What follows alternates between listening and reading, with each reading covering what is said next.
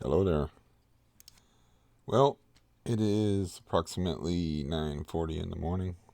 The sun just came out blaring. They must have knew that I was going to get on screen. But it was really like dark and windy and ominous when I woke up this morning. I woke up about an hour and a half ago. Um, I feel like COVID or no COVID, these daily videos are getting tedious. I don't feel particularly interesting enough to, yeah, to talk every day. But other people like to talk. So last night I got stuck on the phone for like a really long time. I had a very specific thing. I did not get much done yesterday, but I had a very specific thing that I wanted to do.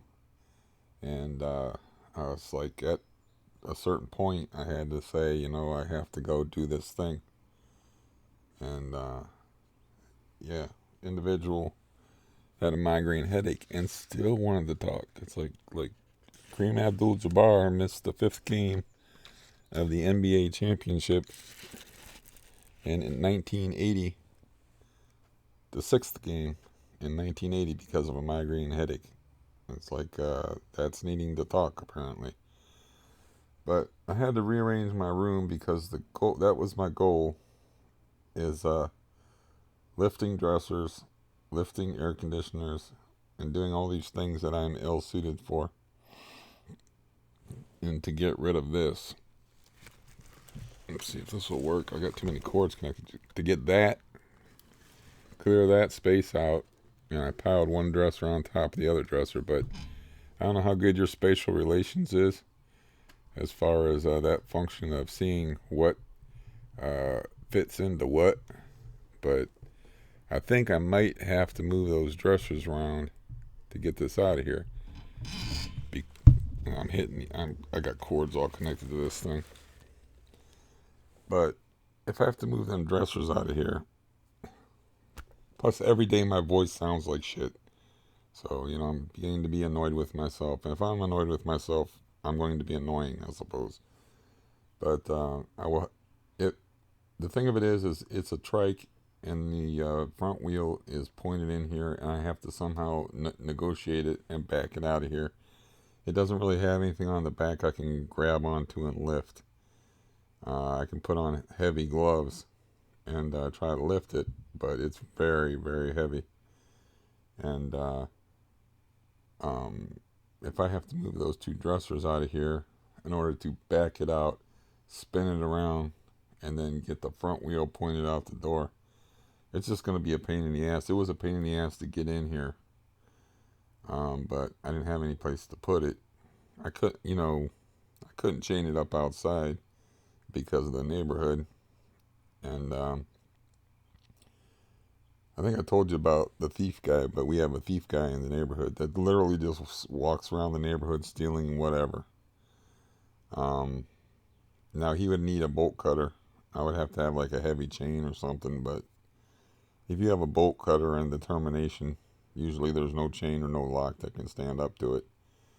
I mean, I've used a bolt cutter myself, but not to steal, but to cut this chain, and I've cut a couple of chains with bolt cutters. It's not that hard. You just need a modicum of upper body strength and some determination. So, locks just keep honest people honest. It doesn't stop people that want to steal shit. So obviously I didn't want to chain that up outside. Like over here where the boat was, there's a place I could have chained it up, but it just gets stolen. So I had to find a place to put it. I had to wheel it in through here. The clearance is like this with the wheels on the door. So, like trying to back something out of here by the front of the handlebars, it's going to be a nightmare. But anyways, that's what my project was. And I'm like, I have to, this light is plugged in over here, and there's an outlet here, and there's an outlet over there. So it was nighttime, and I'm like, well, I'll wait till tomorrow to try to back this scooter out into the living room. I talked to my brother, and my brother was said that he would help me move it, and if he says something, he'll do it. And I asked him if I could store it at his place because it won't, he lives in a nice neighborhood with a bunch of old people. and more importantly, rich people, and they're not going to steal nothing. So, I said you can put it anywhere. I got a tarp. Thing of it is you have to charge it. Plus, I can learn to ride it over there. There's not a whole bunch of parked cars. So, whatever happens with the COVID thing, I can take a bus over there and practice riding it and on the streets that I grew up on, and you know, not have to worry about giant chuck holes or running into parked cars in this on this shitty street. So that that was my plan yesterday because my idea was to like every day do something towards moving. Now earlier in the day, the real estate agent dude called me, which is good because I said next time just call me. I hate texting. And we talked, and he's like, I told him what I did, and he's like, do you want me to try to get an application from him too? And I'm like, sure. And it's kind of his job to do those kind of things. So of course he's better at it than me, and that's good because I don't know what the hell I'm doing. I didn't get any reply from him. Their office isn't open yet, so you know I don't feel very good. But I can call their office and ask if they have any vacancies to see if I'm just barking up the wrong tree altogether. Um, I got a sensitive tooth, which is uncool, and a cavity, but it's not like it's not much of a cavity. So but I don't want to go to the dentist during the COVID thing. I don't want to get sick. But yeah,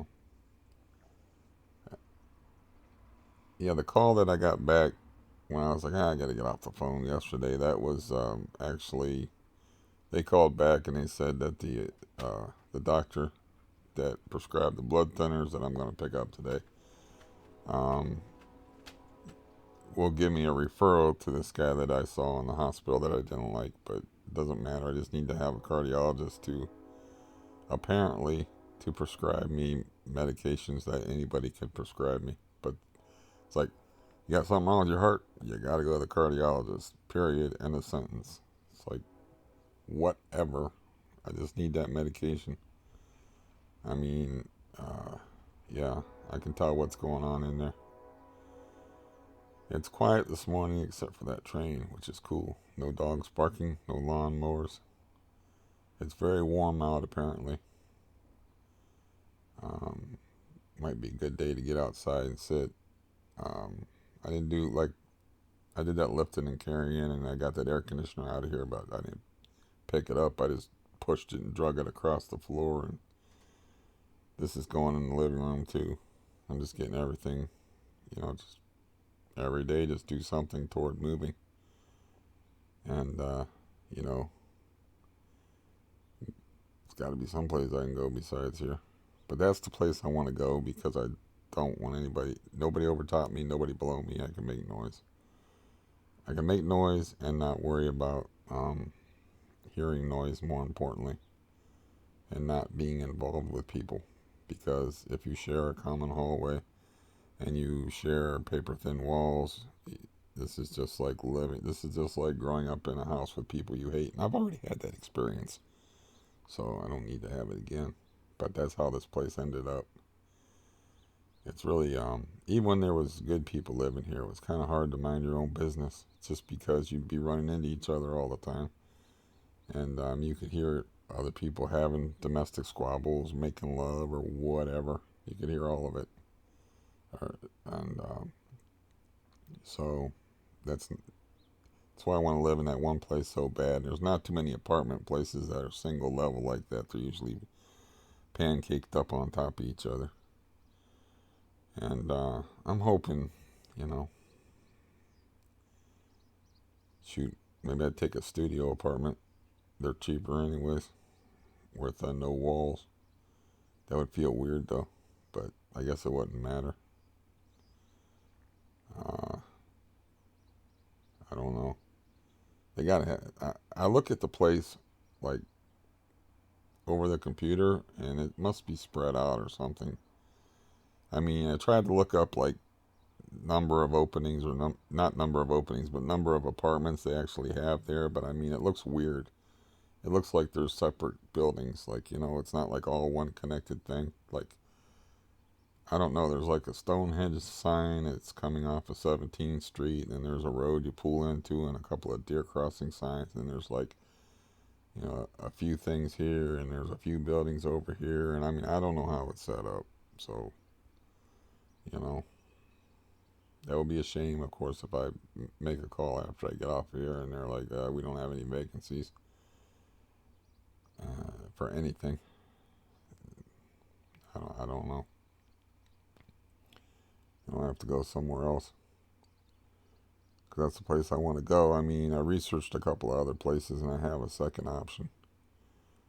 But I have to pay the gas bill there, which is a big deal if you live in a northern climate. But the rent was like $580 a month, and it's probably not. I don't remember how it was set up, but I don't want nobody living over top of me. Anyways, I don't know. I don't got much to talk about. I mean, I can always find something to talk about, but my voice is like, it's like chronically screwed up now. I don't know why. I haven't been yelling at anybody. I mean, I don't know what the deal is. It just feels awful.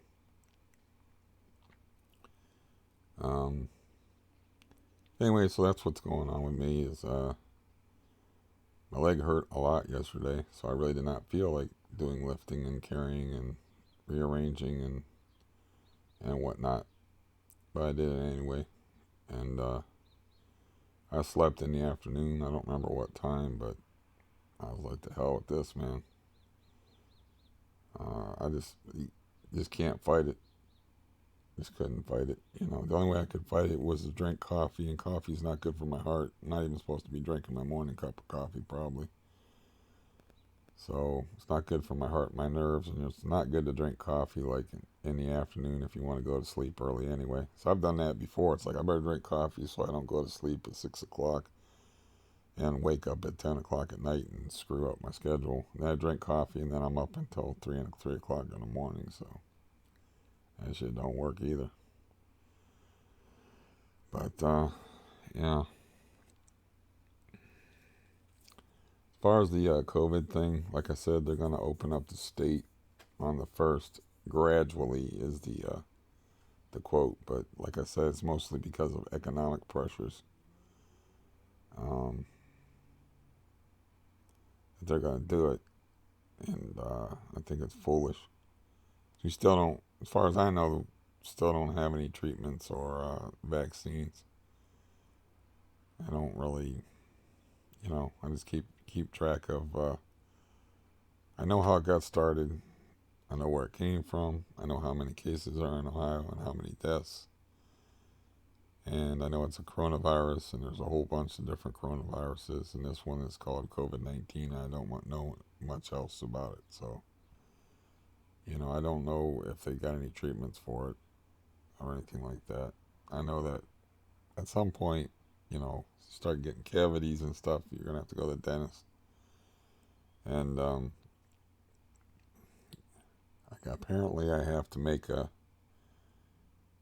pilgrimage to a cardiologist, and that's as far as I'm concerned, it's a waste of time. Um, Today, I got an aid worker coming in here, so I got to call about that and find out what time they're coming. But I need them to come here to pick up my prescriptions.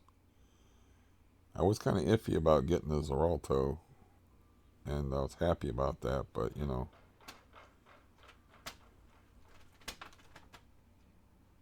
was kind of happy, distracted by random hammering, just a brief bout of hammering, and a piece of paper that I needed that I picked up off the floor. It's real windy outside, it's smacking against the window. But anyways, I was happy about the Xarelto, but now I gotta make an appointment to a cardiologist. I don't know when I'm going to get in there, and I don't know how many refills she gave me for the blood thinner stuff. And really, my legs just been hurting a lot, and yeah. I played guitar yesterday, which I played it until my fingers hurt, and it's kind of just depressing. As far as like me playing guitar, just it depresses me more than anything else because of my technical issues. Because if things would have worked out different, if I would have got instruction, if I would have found a technique that worked, which I do have like a nylon string guitar, but I started out playing a guitar like this with this nail, which on a nylon string guitar is how I learned.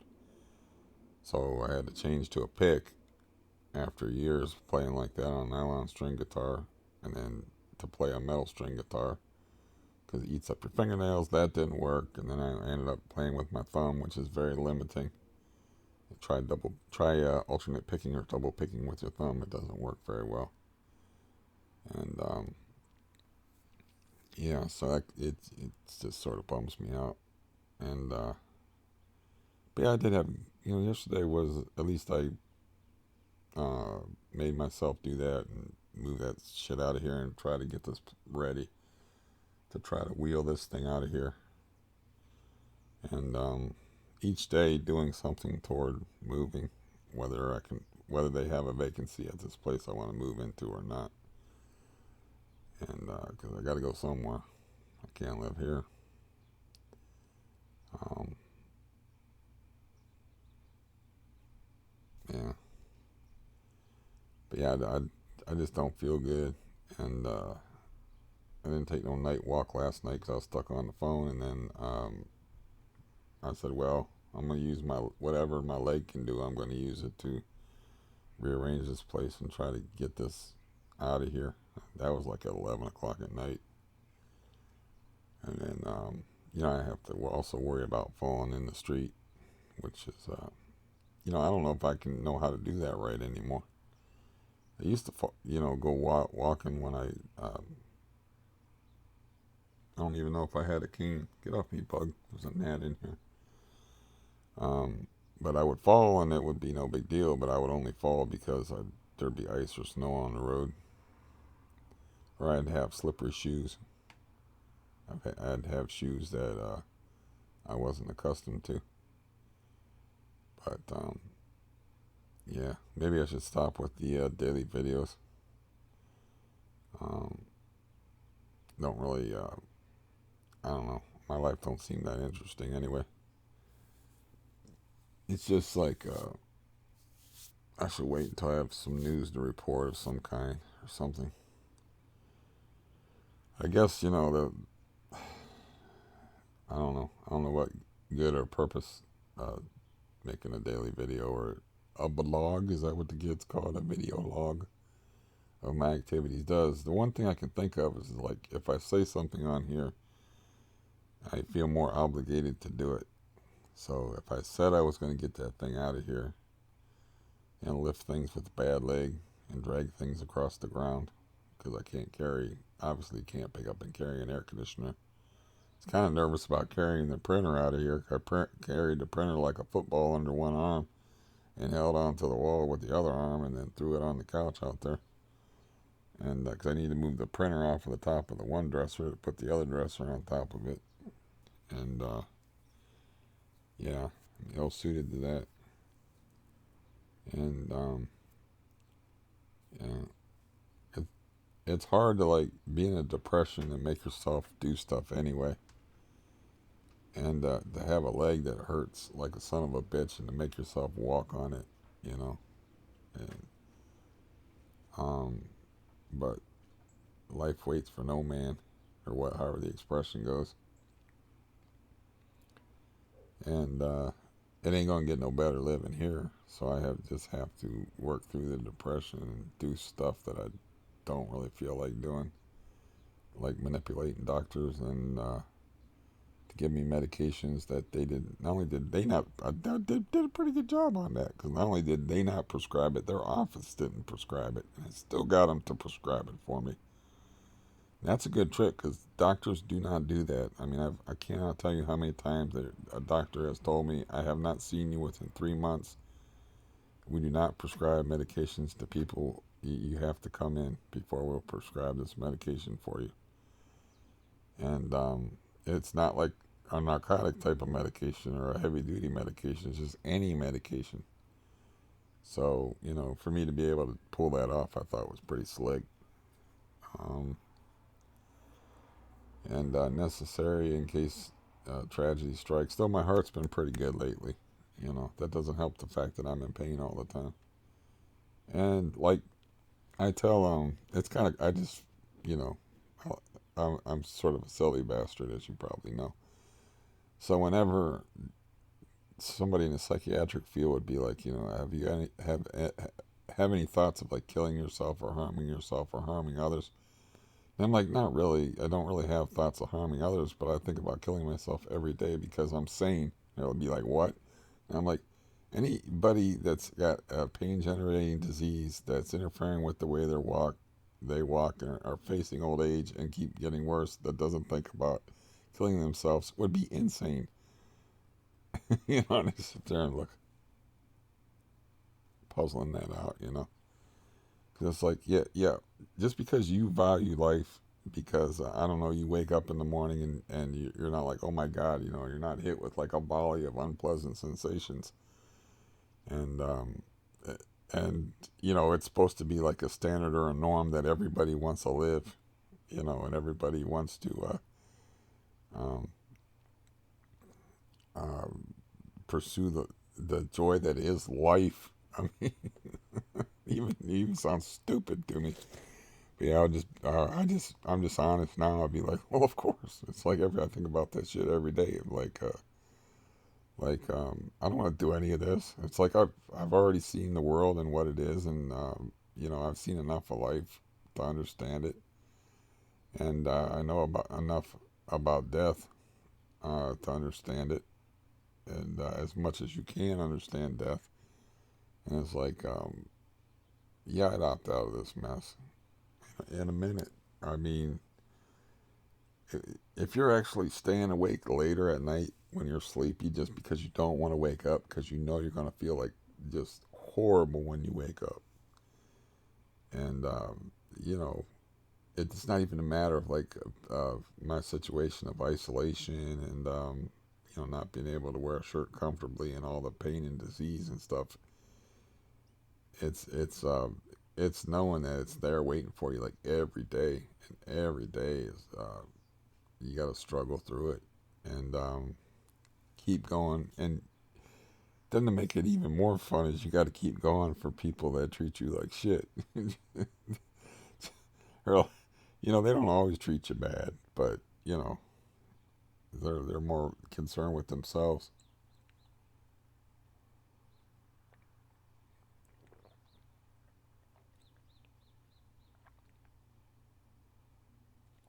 Or they're more wrapped up in themselves. And that's one thing I noticed about talking to this real estate dude.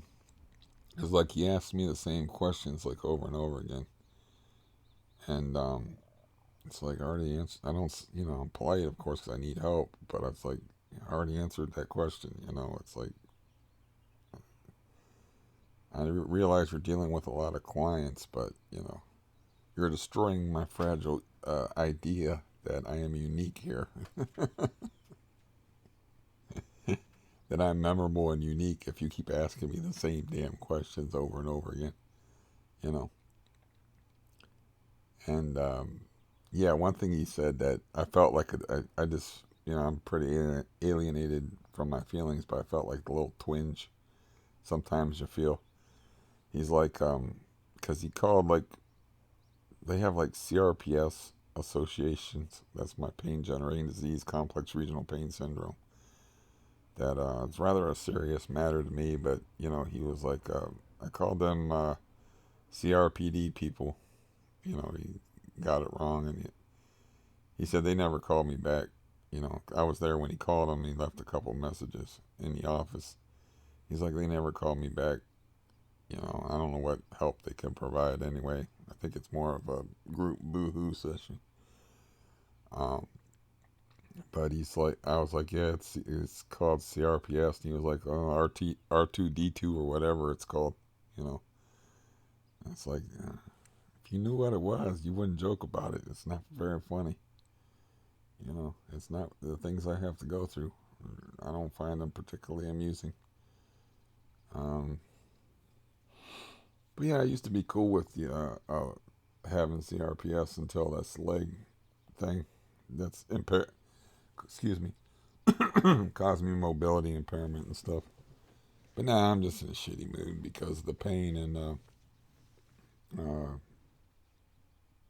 you know, I have to do hard things while I'm not in the mood to do them. And yeah, it's kind of like I am not Tim Robbins in the Shawshank Redemption. I am not an indomitable spirit. You know, that's can handle um, years of imprisonment and then like fight each day, tunneling out inch by inch to get out of this damn place. I just want to be gone and leave here and forget this place ever existed. It is weird, like, I don't know if you've ever lost your family before, you know, um, maybe um, through untimely death or the way I lost my family is just through self realization that, like, yeah, you guys are not on my side, you know, and just have to cut them off. They're doing me more harm than good. Don't care. You can spell it out to them like, this is what you're doing to me, and they don't care and they don't change. So, you know, what's the point? But yeah, the guy was saying something about my mom, and I'm like, my mom's dead. And he's like, oh, your mom's dead. I was like, yeah, my mom and my dad both died in 2015, and then I lost like I don't really have a family, so you do kind of feel like you're hanging out in space. But you know, I call my brother up, and I do have a friend, so I'm not all alone in the world. You know, which I wouldn't mind so much, except for being all alone in the world when you can't walk right and you got a bad disease, and the only people you're relying on is strangers that don't care about you. That's got to be tough. I don't know what that's like. I'm not gonna pretend to know what that's like. But yeah, I guess just try to talk myself out of it or talk myself into living each day, and try to talk myself out of a funk each day, and you know, try against all reason and odds, trying to tell myself that I can have like at least a comfortable life, or like tell myself, like, you know, at some point somebody will address the problem with my leg, that my leg is a fixable thing. The CRPS is not fixable, you know, it's not a fixable thing, but the leg might be a fixable thing, and I might get back to where I can walk around confidently and not worry about cracking my head on the pavement, and I can get a reduction in pain. Or they could, you know, do a surgery on it that makes it worse, like they did a procedure on it that actually made it worse when they poked tubes in it and stuff back in, I think, March of 2019. Um,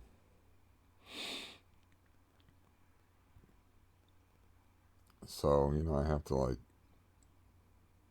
try to be hopeful for the future in the face of a fairly hopeless situation. And then I'm realizing, like, from other relationships that I've had, I'm realizing that the longer they take to heal, the less chance that they're going to heal.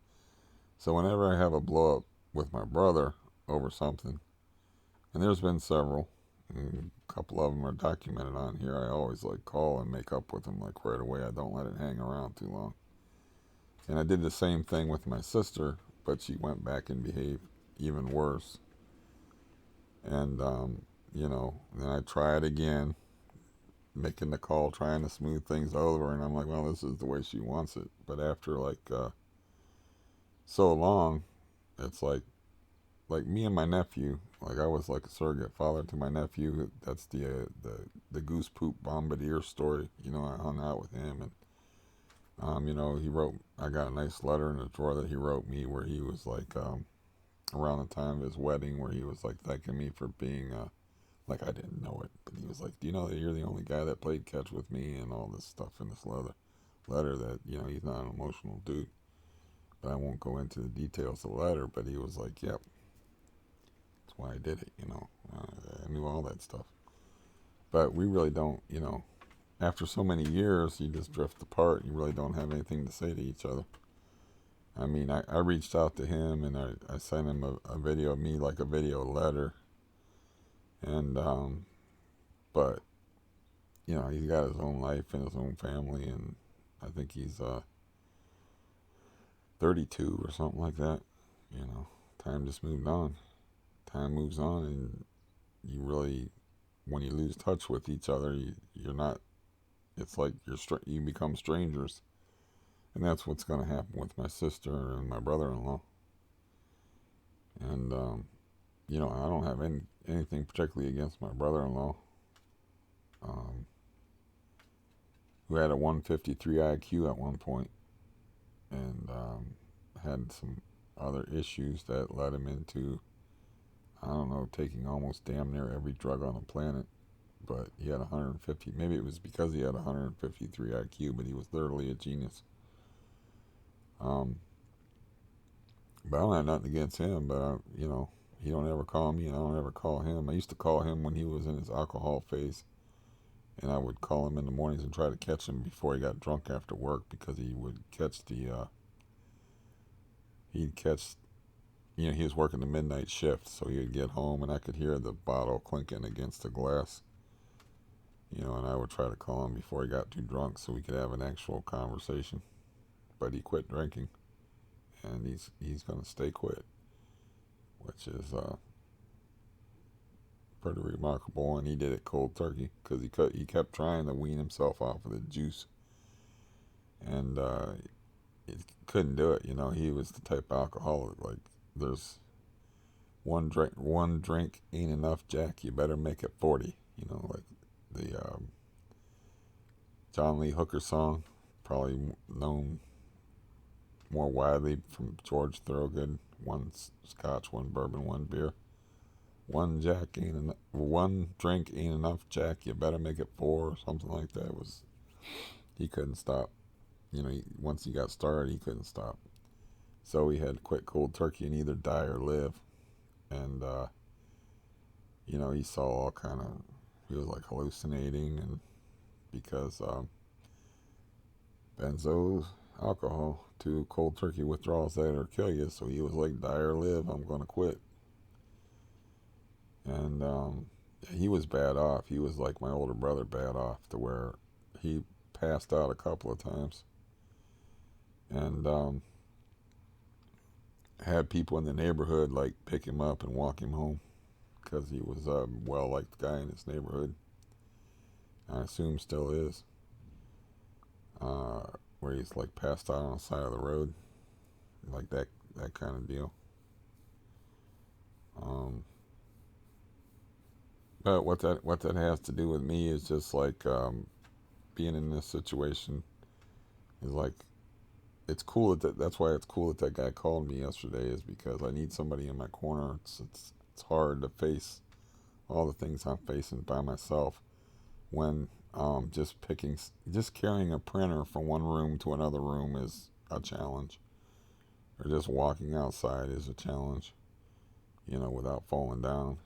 And you're basically, I don't really think of it as trying to stay out of a wheelchair, because my legs work.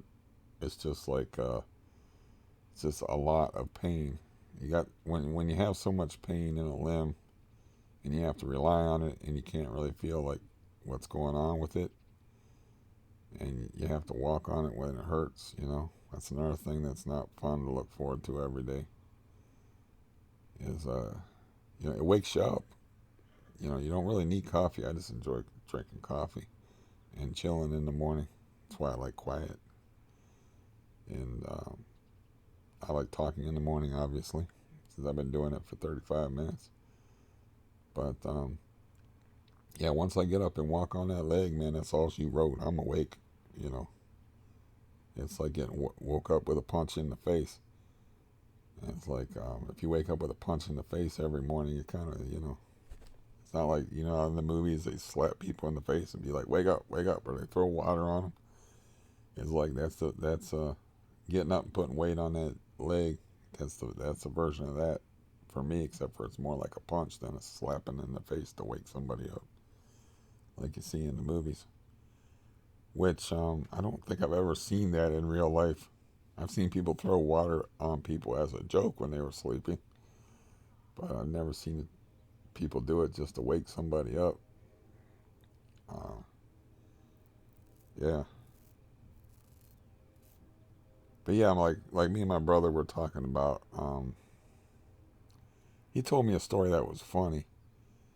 That you know, we grew up really ignorant kids and like really like nobody taught us nothing type kids. You know, we're like garbage pail kids.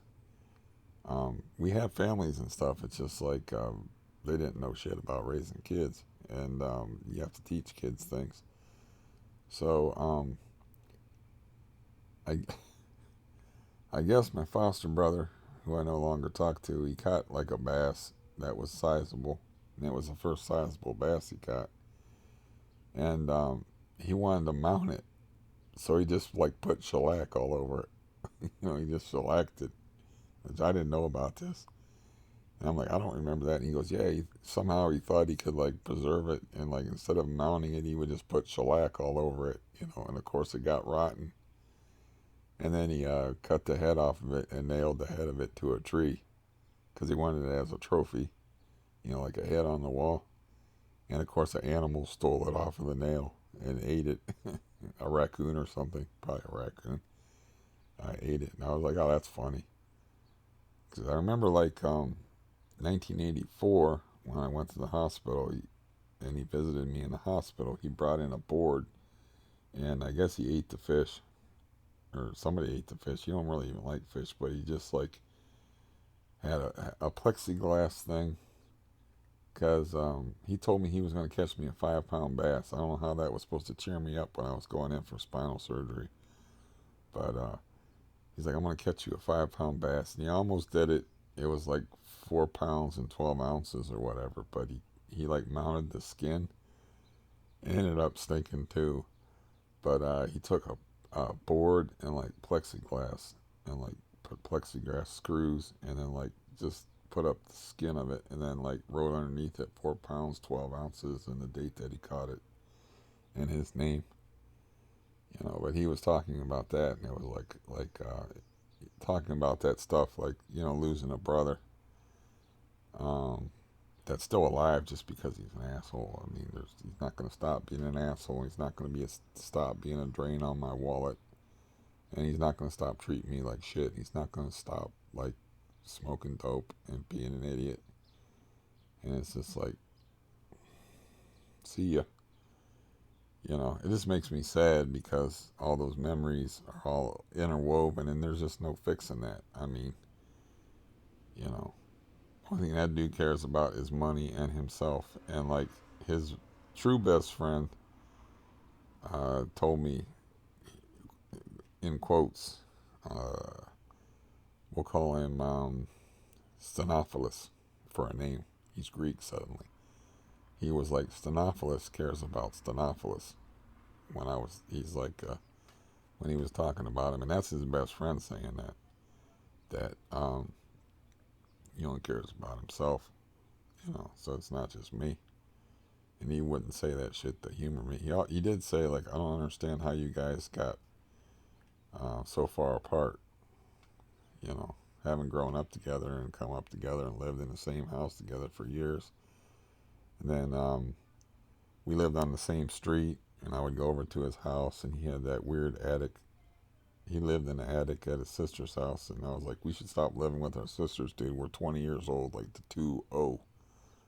20. And I'm like, we should find a place. And then that was up to me, of course. And I found a place above the Wig Style Center, which was a very spacious apartment, which had a huge attic. And it was $340 a month, and I was getting $422 from the government. And then like he just started letting me pay for everything. Then he moved out on me. Get this, and I had to pay the whole 340 rent, and then that left me $82 to live on to eat off of. That's all the money I had was $82. And I think the way the apartment, I don't remember what bills we paid there. No, they paid all the bills, so it was everything included. Um, so I had $82 to live on for like a month, and I'm like, well, clearly this isn't gonna work. Even in uh, what would that be? 1990, 1991 or 92. Even in 1991 or 92 prices, $82 to live on for a month, that ain't gonna work. So I cleaned the place very thoroughly, ridiculously thoroughly, to where the asshole landlord would have no excuse not to give me back my 200. I think it was a $275 deposit, and got my deposit back. And then he showed up, and like kind of like wincingly expecting me to punch him in the face, gave me some money that he owed me because he was always using. Well, he's continued that pattern all the way, you know, like leeching money off of me. But he wanted to make up with me at that point, and he gave me some money that he owed me. But I remember him like not getting within my right fist range and like handing it to me from a distance and being ready for me to punch him in the face. And I was like, hey, thanks, you know. And that was when we were 22. I'm 52. That was like 30 years ago. But yeah, that's really sad, but it is what it is. I mean, you can't just, if it's family or if it's not family, I don't care if it's your mom and dad, you can't let people treat you bad over and over again. Doesn't do them any good, doesn't do you any good. So, um, yeah, I don't know if this talking stuff does you any good. Apparently, it does something for me. Maybe kills time. Maybe it's making me uh, put off calling that. Should be 10 o'clock now. But calling that place and hearing the bad news or the good news, whether they have anything available. And they didn't send me no reply email, but I just sent the email out yesterday asking for an application or filling out an online application. And like I said, the other guy's going to do it that does it for a living. That's my real estate agent guy through the psych place that I go to that supplies me with my Valium, which I apparently am due for, but I don't feel like taking. I wake up with a headache a lot now. I don't know what that's about, if it's stress or what it is. But it's about time to go, you know. I'm trying to think of a lyric to that song. It's Far Behind by Candlebox. It come out in the 90s, but it has a line that they said your life was sad, but you lived it anyway. So, I had my genius brother-in-law tell me once that my life was a tragedy, and I was like, don't tell me that. It's like I don't think of it as a tragedy, and I think of it as a comedy. What's the difference between tragedy and comedy? Them two masks are right next to each other. It's all in a point of view. Like I had somebody tell me that it is funny, and then somebody tell me that it was funny that the line that I had where like I didn't fall down so I got hurt. You know, shit like that's funny. I mean, my guitar history is funny. It's tragic because of the things that I could do with a guitar if I was trained properly. Because I do have a certain knack for music. Even if I don't have good musical ears, that doesn't mean you can't create and write.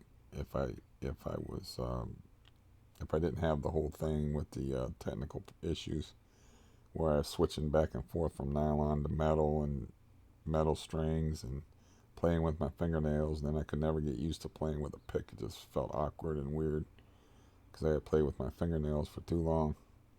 Can't do that on metal, you know.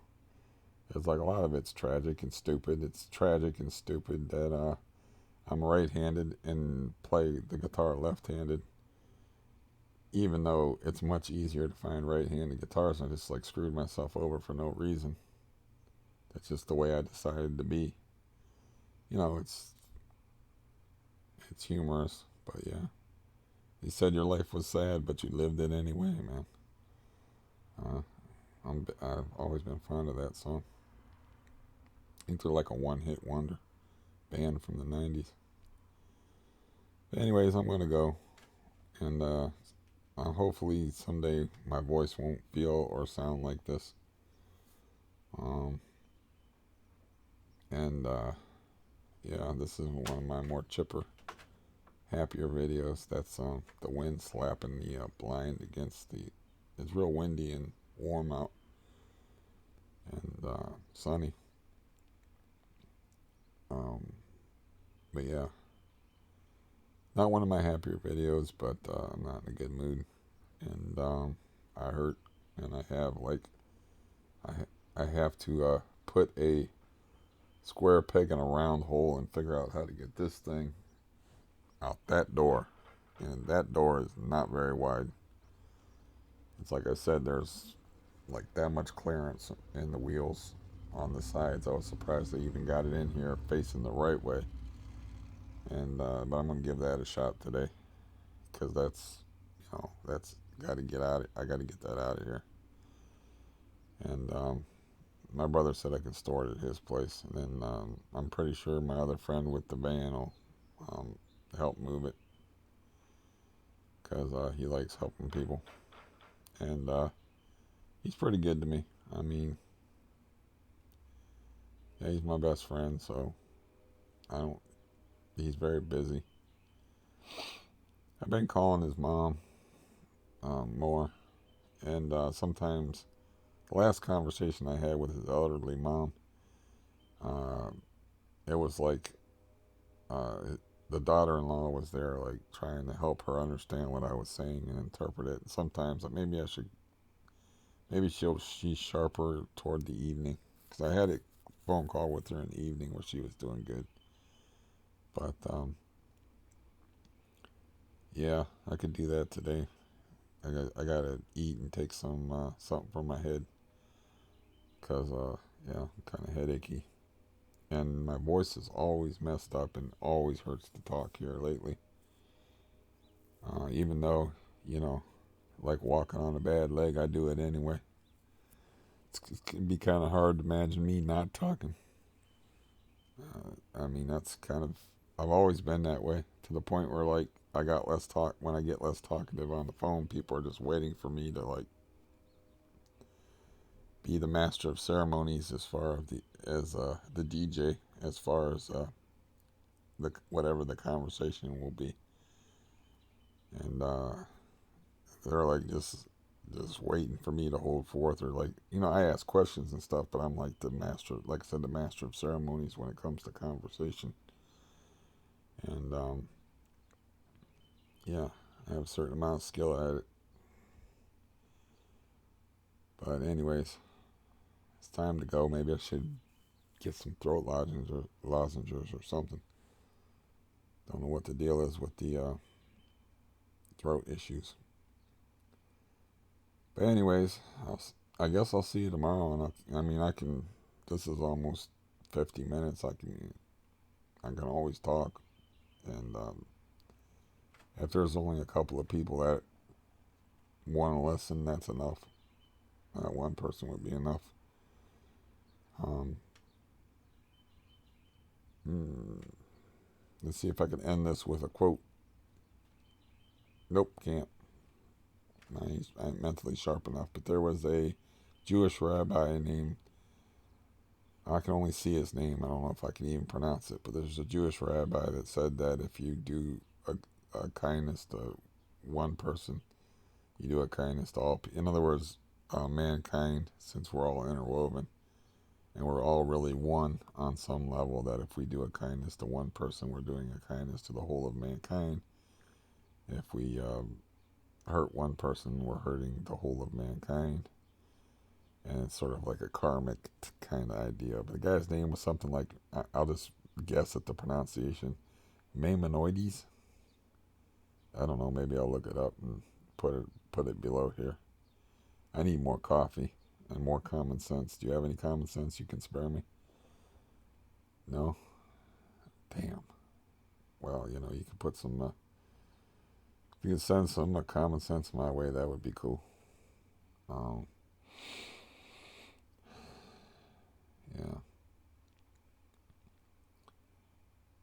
Anyways, I think that's, like I said, I think that's enough. And hopefully that wasn't too depressing or boring. So, yeah, I'll see you tomorrow. Goodbye.